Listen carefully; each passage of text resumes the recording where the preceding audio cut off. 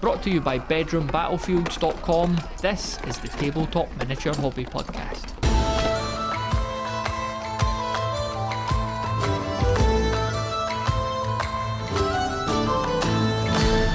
Our question of the month for May was around homebrew rules. What rules have you created or adapted to improve your favourite gaming system?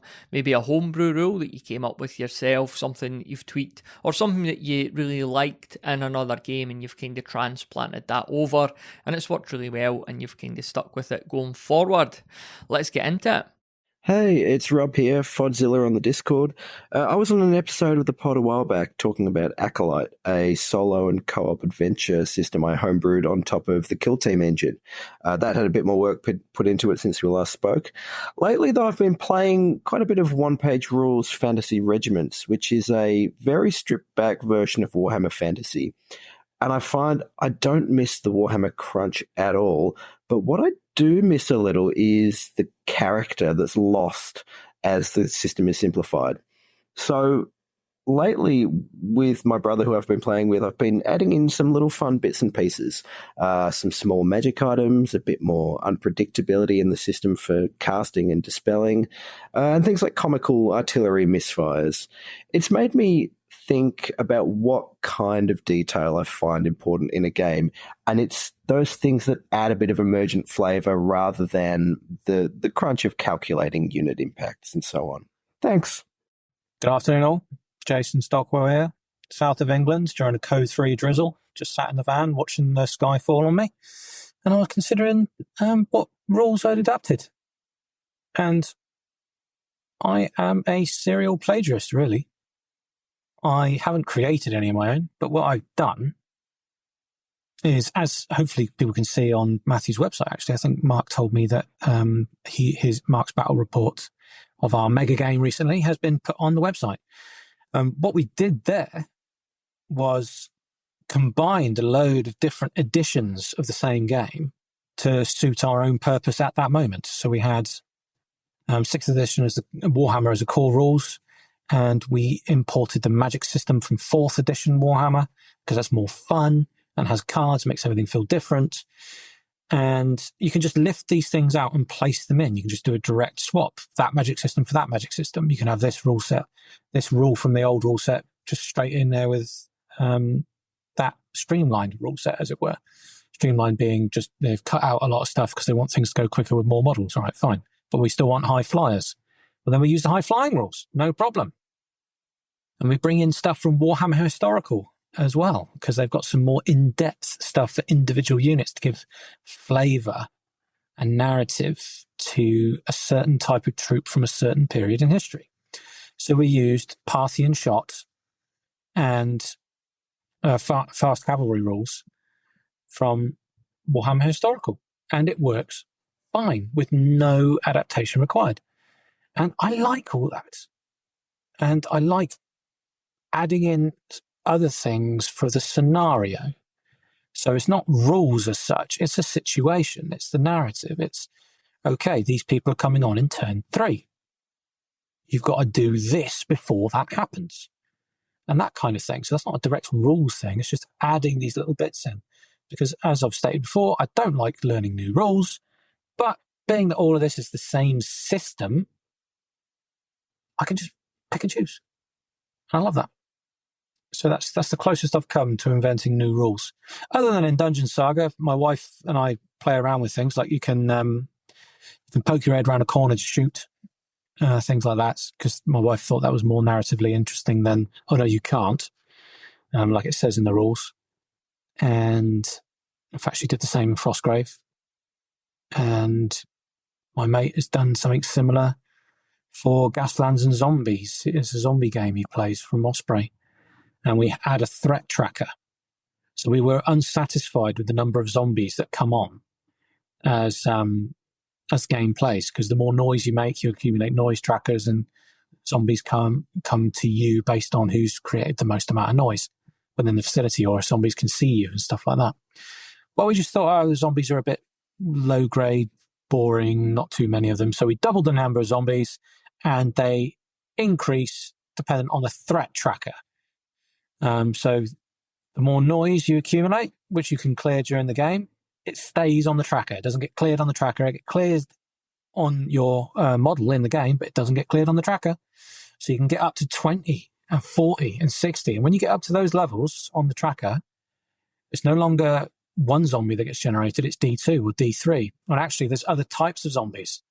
There's zombie Monty Python rabbits that can run twice as fast and they are twice as hard and twice as deadly. There's zombie polar bears. There's all sorts of stuff that can start coming out. It gets a bit insane after a time, but we've tailored it to our own tastes, and that becomes really fun. But again, it's not a rule as such. It's just using the existing rule set and, frankly, cocking around with it. But if you want to see them make a game and see how we adapted some of the rules, go and check out Matthew's website, which is worth checking out anyway, as we all know. Hey, Matthew, it's David M. from the Discord. I also have a little YouTube channel called Fifth Hammer, which, as you might imagine, is dedicated to that glorious era of Warhammer in the mid-90s we now refer to as Hero Hammer. As for your question of the month, I want to talk about my experience using Rick Priestley's dangerous, free-thinking, radical variant on magic items in Warhammer Fantasy Battles. He presented this as one among several options in his Magic Revisited article in White Dwarf 222. So how it works is instead of selecting magic items and assigning them to your characters and units as you normally would, when you build an army, you select no magic items, just characters, troops, and if you're feeling a bit saucy, a monster or two. Then, before the start of the game, you and your opponent come up with a number of magic items to be randomly dealt out to both sides. Our group decided that 2d6 plus a d3 works pretty good for a game of two 2,000-point armies, and you just round up to the next even number if you roll odds. It's great fun seeing what you get, and figuring out how to put your allotment of magic items to work for you is half the fun. Using this variant has led me to some really funny moments, like when my brother charged a unit of Reiksguard Knights, led by his general, into a unit of my Black Orcs with my Black Orc general. He was equipped only with a non-magical two-handed axe and the Heart of Woe. Now, for those who don't know, the Heart of Woe explodes upon the wearer's death at d6 plus the wearer's strength, in this case 5, and causes d6 wounds. My brother challenged my general, killed him, and then the Heart of Woe exploded, taking down his Empire general and about half his unit of Reiksguard Knights with him. This wasn't an item I'd voluntarily take in a friendly game, but given that it was drawn randomly, made it a good laugh all around the table. I found using a random allotment of magic items makes list building less gamey and more about building a characterful army. It adds loads of fun and variety to the game, as you never know just what you'll end up getting. We enjoyed it so much that I don't see us going back to the old way anytime soon. Hi, Matthew. Bruce here from the Discord channel, answering the question of the month. What rules have you created or adapted to improve your favourite gaming system? This might be a long one from me. So, my dad and I have played Warhammer Fantasy since, 4th or 5th edition. And we played it quite faithfully with the tried and tested you go, I go system. Back, forth. I move, shoot, do magic, combat. Opponent moves, shoots, magics, combat. Fine. And over a few years, my dad started to explore other game systems, and he went down a bit of a rabbit hole, the details of which I'm not entirely au fait with, but they involved historical wargaming, and particularly a set called PK, or Hostile Realms. You can look that up. That might make more sense to your listeners. Anyway, what we decided to do was to dissect the turn sequence in Warhammer Fantasy and split every action into tiny constituent parts.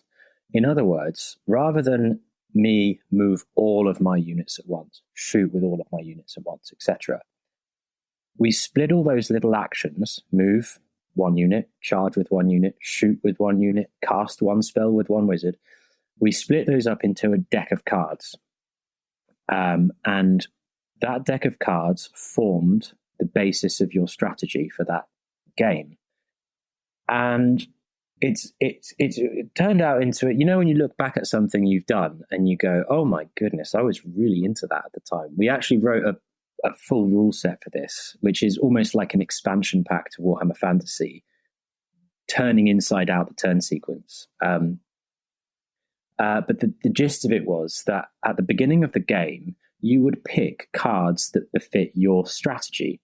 So in other words, if you're a dwarf player, you might want to go with a bit more shooty. Whereas if you're an orc player, you might want to have loads of charge cards. And the turn sequence required you to shuffle your deck of cards. It's almost like this is kind of a deck building mechanic here.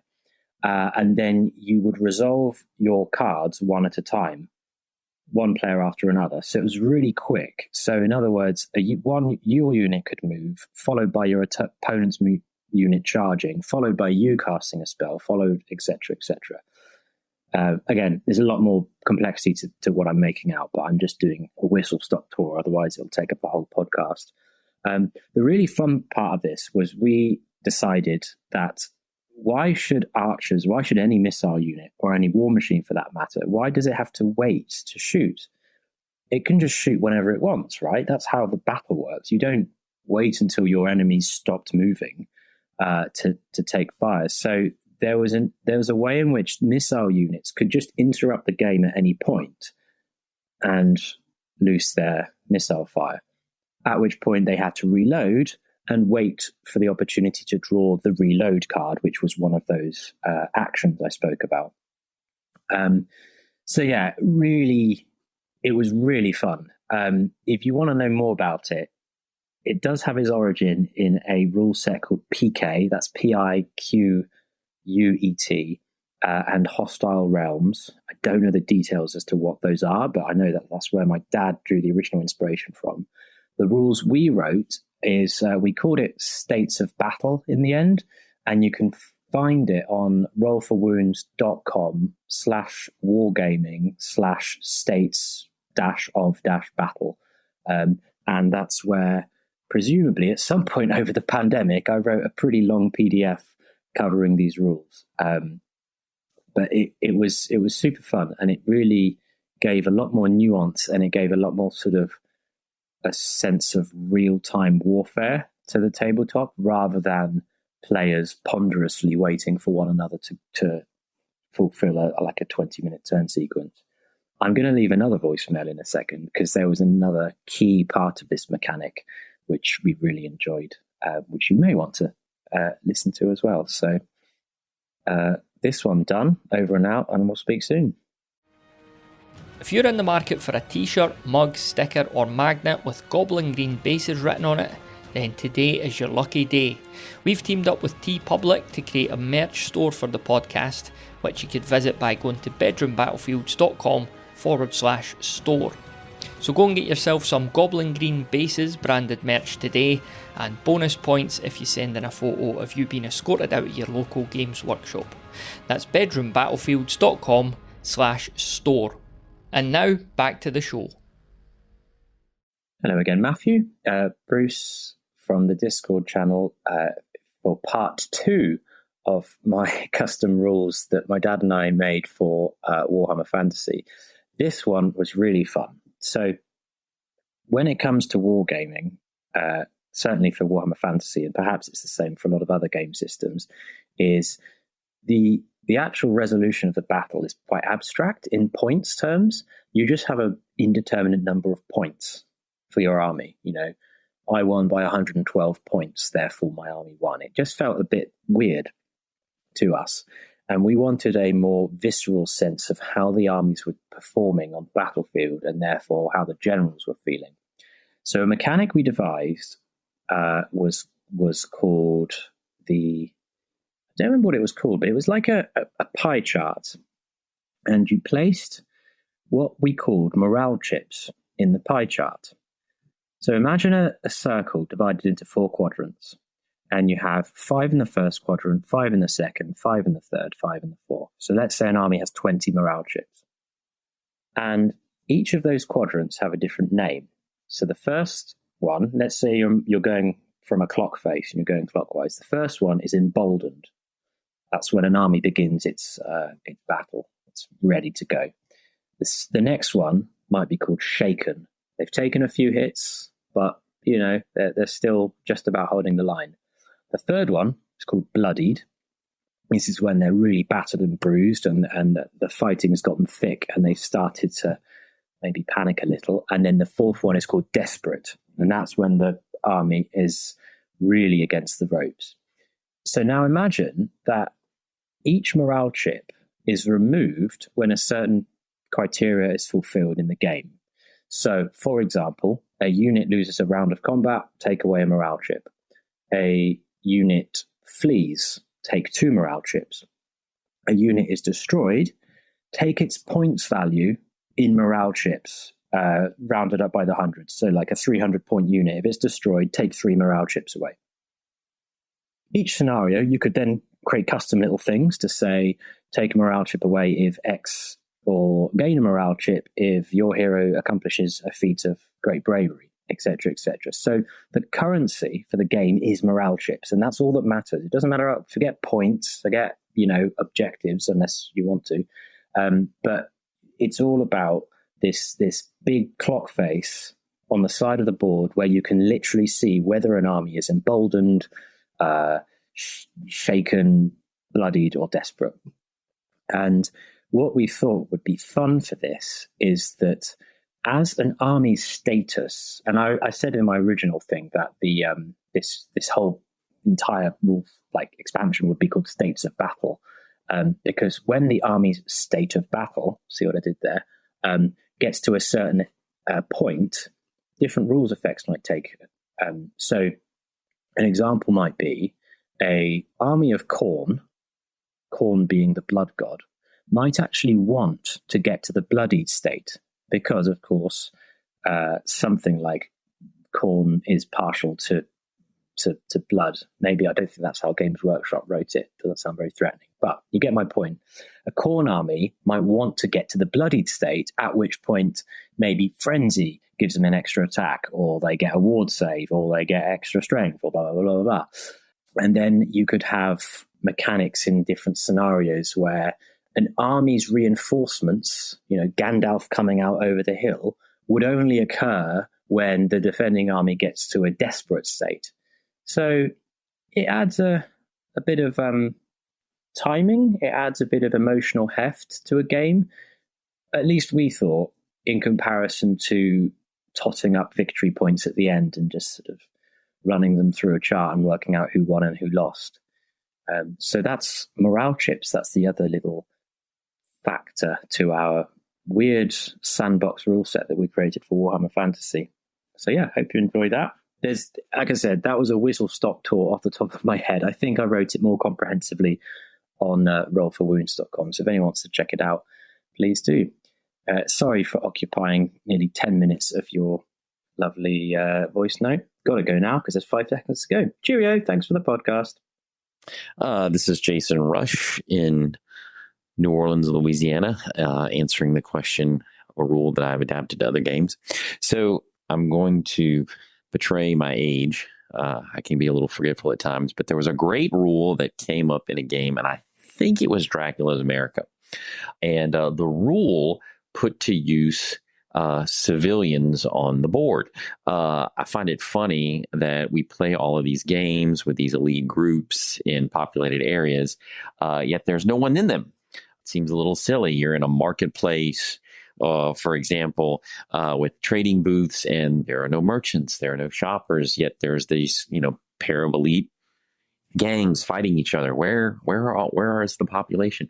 So anyways, I think, like I said, I think it was Dracula's America, and that rule encouraged you to put civilians on the table and utilize them.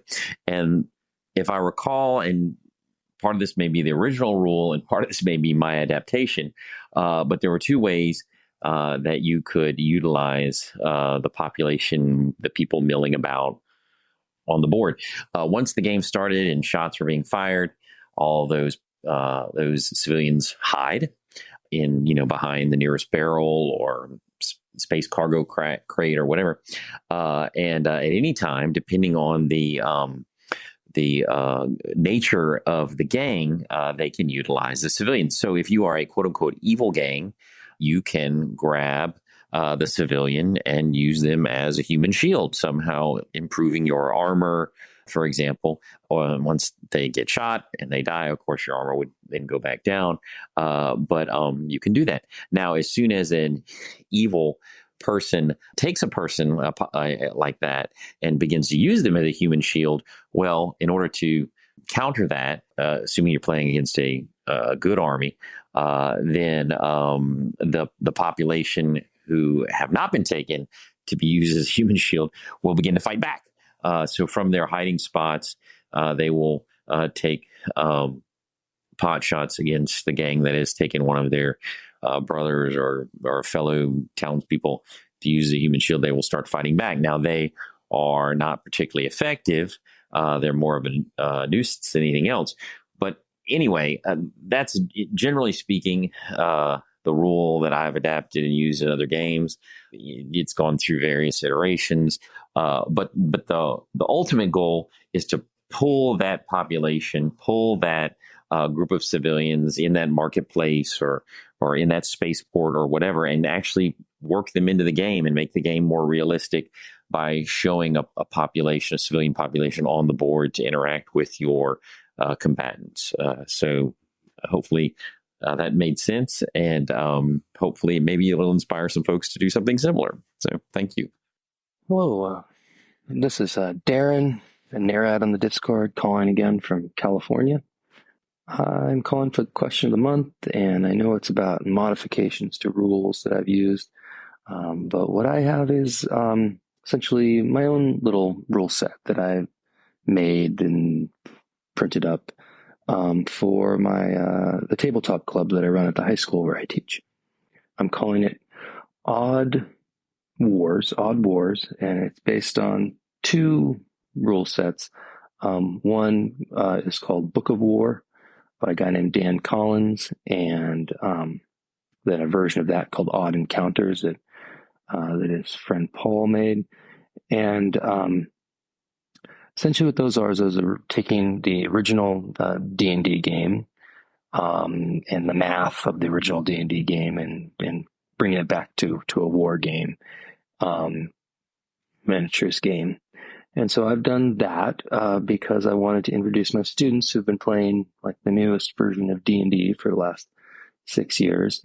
And I want to introduce them to miniature games and old D&D.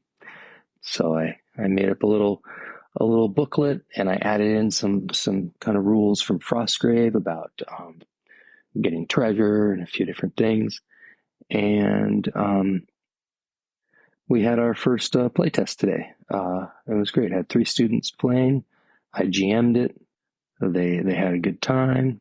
And I walked away from it going, you know what? I think all the hit points should be cut in half because there wasn't enough carnage.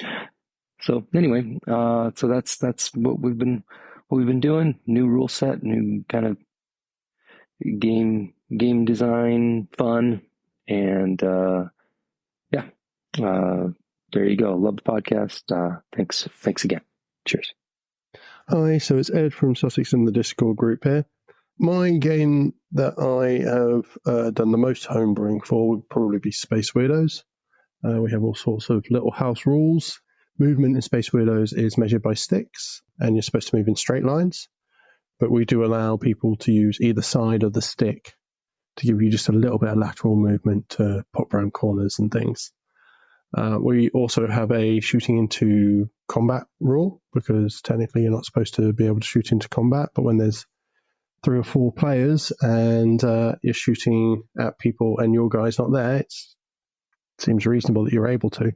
So we just do a roll of the dice and split the odds between how many people are in combat as to whether you hit them or not, as to who you're hitting rather. Then we use things like stolen stuff from other games, so things like Joe McCulloch's use of events happening and his use of cards for various things. So we've used that for in-game events happening. So yeah, there's all sorts of things that can be done, and we're always playing with new ideas. I'm working on a whole load of bits for use in what I call Weirdomunder, which is Space Weirdos in the Necromunda setting. So we're experimenting with gas grenades and Weber guns and things like that. And stray shots as well, which if you're within half a stick of someone who's been missed, then there's a 1 in 6 chance that you might need to make a save against that original roll. So those are the house rules that I use most often and I'm experimenting with at the moment for Space Widows. So yeah, nothing really to promote other than join the Discord because it's a great place to be.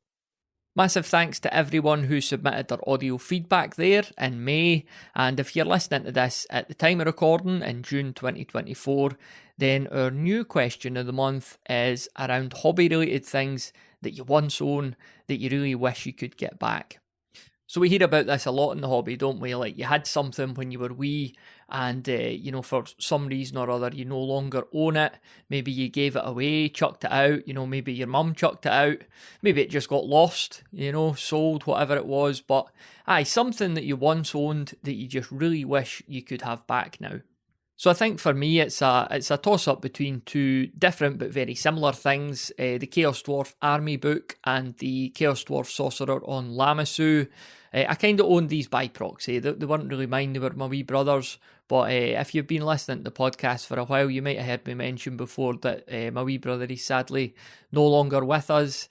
But when we were younger, we took part in the hobby together, and I encouraged him to get certain things or to ask for certain things for his Christmas and his birthday. So he had Chaos Dwarfs, he had the wee monopose plastic ones.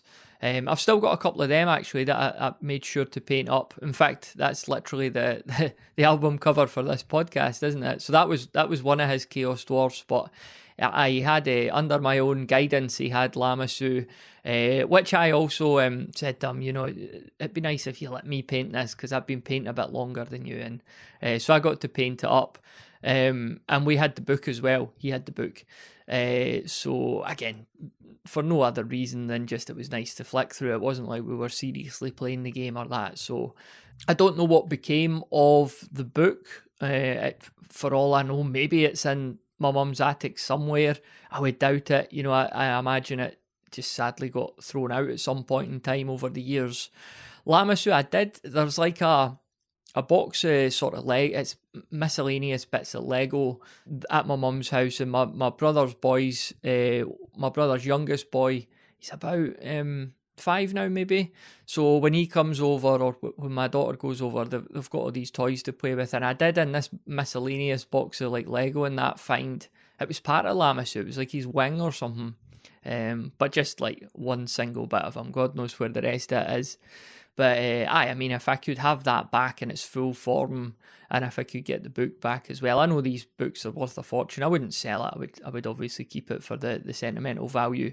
But that miniature was fantastic as well, and I would give a lot to have that back and to be able to put it together and give it a paint job that I was pretty proud of. So, those are my two things. I've owned a lot. I owned a lot in my childhood. Battle Masters, Epic Space Marine. I had a lot of stuff without being spoiled, but you collect stuff over the years, Christmases and birthdays and that. But most of it's gone these days into the ether. But those are definitely the two things. If I could pick two things and bend the rules a wee bit here, that I would definitely choose to bring back into my possession. So that's my answer to the question. Over to you. And if you would like to submit your own audio answer, the easiest way is to go to bedroombattlefields.com/voicemail. You'll find a little record button. You could record your feedback directly into the site and that will come through to me. Or you could record it on your phone in the voice memos app and email it over, hello@bedroombattlefields.com. You could send it over that way as well. And I need them in by Friday the 28th of June. But as I've said before, I would much rather get them in early if you can, because that kind of lets me know that we've actually got enough content for an episode, rather than nothing coming through until the end of the month and then everything coming through at once. So if you're able, please do attend to that as quickly as possible. So that's it for this episode of the Tabletop Miniature Hobby Podcast. Thanks once again for listening. and we'll speak again on the next one.